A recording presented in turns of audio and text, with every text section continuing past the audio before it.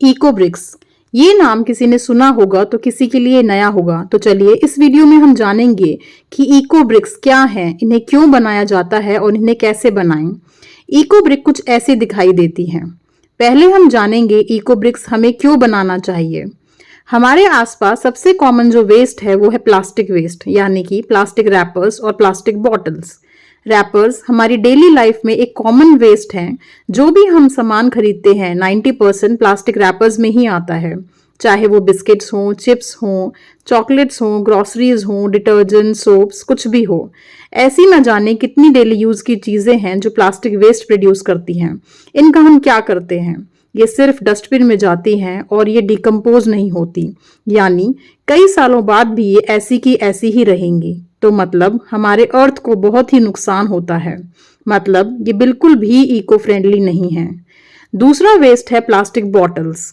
अब ये भी हम किसी न किसी वे में खरीदते हैं, जैसे cold drinks, liquid detergents, phenyl bottles और भी बहुत कुछ, और ये भी बायोडिग्रेडेबल नहीं है। तो इन दोनों ही वेस्ट का सोल्यूशन है इको ब्रिक्स।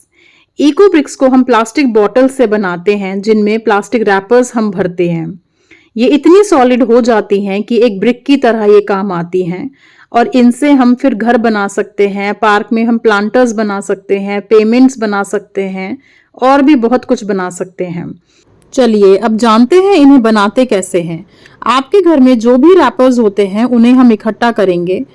एक इको ब्रिक बनाने के लिए बहुत सारे रैपर्स चाहिए, तो ये एक दिन का नहीं, काफी दिनों तक आपको रैपर्स इकट्ठे करने पड़ेंगे। और साथ में प्लास्टिक बॉटल्स भी कलेक्ट कीजिए। अब इन प्लास्टिक बॉटल्स में हम जो भी हमने रैपर्स किए हैं इकट्ठे, इनको हम अच्छे से वॉश कर लेंगे और इन्हें ड्राई कर लेंगे। इन्हें छोटे छोटे पीसेस में कट करके इन बॉटल्स में, जो भी हमारी प्लास्टिक बॉटल्स हैं उनमें हम भर देंगे। इन रैपर्स को प्लास्टिक बॉटल में फिल करने के लिए एक आपको स्टिक लेनी होगी। हमने स्टील की स्ट्रॉ की हेल्प से इन रैपर्स को इस बॉटल में अच्छे से फिल किया है। You will be surprise to know कि एक छोटी सी इस प्लास्टिक बॉटल में हमने एक थैली भर के रैपर्स हमने इकट्ठे किए थे, और वो इसके अंदर सारे फिल हो जाते हैं। And we were also surprised कि कैसे इस छोटी सी बॉटल में इतने सारे रैपर्स आ गए। तो ऐसे ही ब्रिक हम अच्छे से इसको फिल कर करके, जब तक कि ये ब्रिक अच्छे से टाइट ना हो जाए, ये बॉटल टाइट ना हो जाए, कंप्रेस ना हो, तब तक हमें ये रैपर्स जो है इसमें भरने हैं। इस ब्रिक की टेंसाइल स्ट्रेंथ जो होती है वो बहुत ज़्यादा अच्छी होती है, और वो तभी होगी जब हम रैपर्स अच्छे से इसमें फिल करते जाएंगे। अब देखिए ये बॉटल रैपर से अच्छे से फिल हो गई है, और जब हम इसको स्ट्रॉ से प्रेस करते हैं तो ये और प्रेस हो नहीं रही है। और जब हम इसको दबा के देखते हैं तो ये इतनी टाइट हो जानी चाहिए कि हम इसको दबाएं तो ये इजीली से प्रेस ना हो। तो ये हमारी इको ब्रिक अब रेडी है।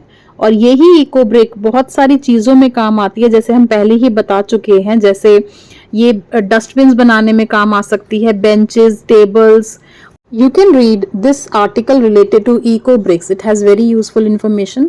और आप इको ब्रिक्स बनाने के बाद एनजीओज में डोनेट कर सकते हैं। ऐसी कई एनजीओज हैं जो इको ब्रिक्स को लेती हैं, आप गूगल पर सर्च करके पता कर सकते हैं।